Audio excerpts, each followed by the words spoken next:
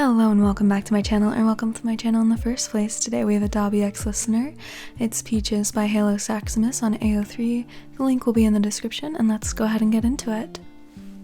The sun was just beginning to rise as you limped back into the bar, keeping as much weight off your now injured leg as possible. You found Dabi at the bar, nursing a half-full bottle of alcohol and an empty glass, and ignored the way your lungs tightened as you attempted to limp silently past him. He only turned to you, frowning. "What the hell are you limping for?"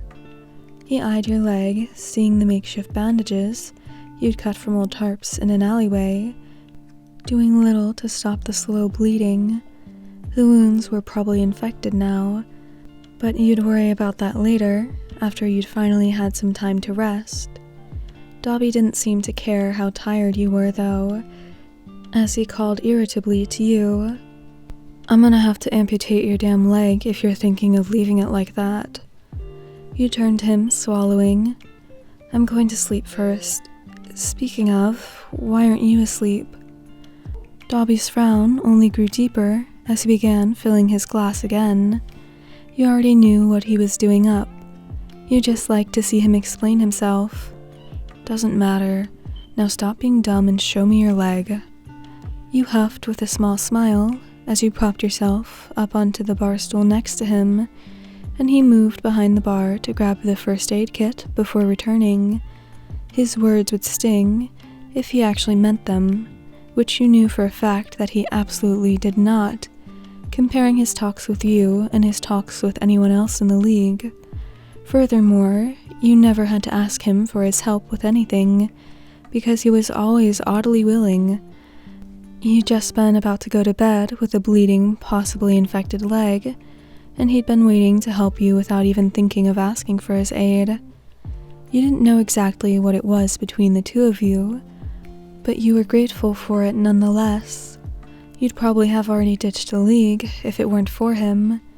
You wouldn't call what you felt towards him to be love, at least not yet, you assumed, but you certainly admired his brash personality, the way he held himself, his sheer devotion to your cause, and you couldn't be sure what Dabi felt for you, but all things considered, you'd take what you could get so long as you had him. You propped up your leg on the two stools between you. Dabi unwrapped your bandages and scowled at the wounds he found underneath, as if they'd insulted him before digging in the first aid to find the hydrogen peroxide and splash it mercilessly on your wounds. You hissed but didn't shy away, and he continued to treat your wounds haphazardly with other various items he managed to fish out. You were sure he'd been about to stitch your most prominent cut before deciding against it with gauze and moving on to your arms, which weren't nearly as bad but still torn up. "Did you win?" Dabi asked, lifting your legs off the stool and taking the one closest to you to work better.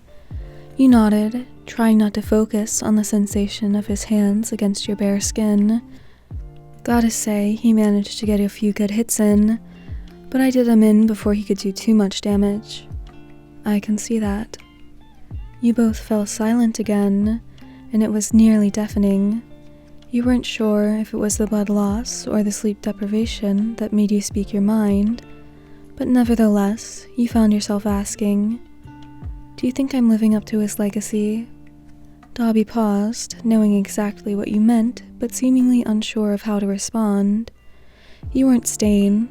No one could do what he'd done as well as he'd done it, but Stain had left his mission up to you specifically. Anyone else that seeked to fulfill his wishes was just a follower, as you were the one he'd chosen. But even after a good 4 years of training, you hadn't been prepared for his defeat, and had been left unsure in his absence. Every night, you came limping back into the bar after being nearly defeated once more, and it made you wonder if such a constant failure was worthy of a title of Stain's successor. But even with this, Dabi seemed to give it serious thought before replying. "He chose you. You gotta be living up to his expectations, otherwise he was dumber than we all thought." You smiled warmly, without having to think. Seeing your expression, he quickly ducked his head and continued patching you up. You noticed that he was a bit more gentle when he reached your hands. He was more gentle with peroxide and slow with wrapping your hand in gauze, making sure it was done properly. He let your hand fall into your lap when he was done. It felt odd not having him hold your hand, as if it was meant to be there. You stood and immediately regretted it, as you began to fall forward, only to be caught by his truly.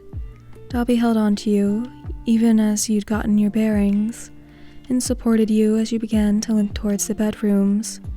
He stayed silent, but was constantly attentive nonetheless, making sure you didn't put too much pressure on your bad leg, and keeping an arm wrapped tight around your middle.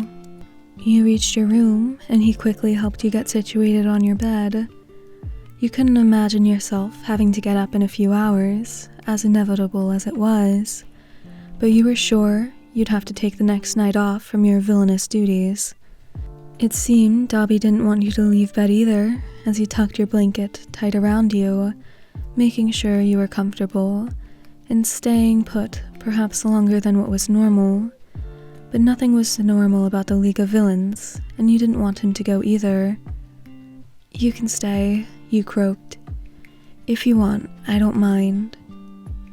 He seemed to ponder it for a long moment before sighing, moving around the bed to join you. You could see how he practically sank into the mattress, just as exhausted as you were, and you wondered how long he'd been awake waiting for you. You knew Dabi was never really comfortable around other people, so you took it as an honor as you drifted off together. It made you happy beyond words, knowing he trusted you so much, and it should have frightened you just sleeping in the same room with a man like him. But you couldn't have been any more at peace. Neither of you had been happy for a long time, but in those few moments before you drifted off, you couldn't have been more ecstatic. Alright, so that's the end of this one. I hope you enjoyed. I hope you have a great rest of your day, night, whatever, and I hope to see you in the next one. Goodbye!